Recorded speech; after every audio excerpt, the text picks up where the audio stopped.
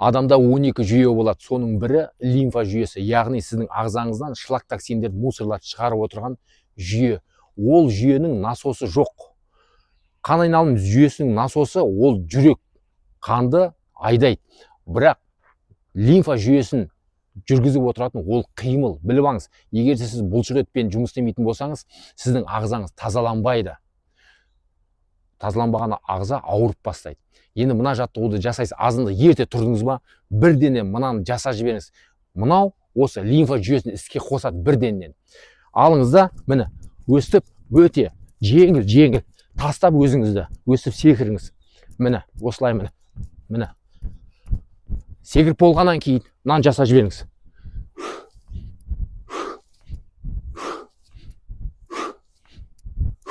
Одан кейін қайтадан секіріп жібересіз. Міне бұлай.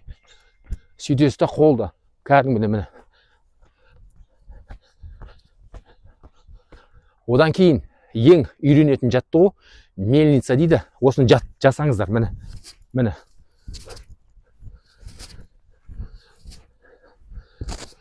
Міне осыны жаттығулар арқылы лимфа жүйесін іске қосасыз. Жақсылап терлеп алсаңыз, күні бойы жақсы жүретін боласыз. Ағзаңызда шлак токсиндер болмайды, ағзаңыз таза болады. Деніңіз сау болсын. Жасаңыздар.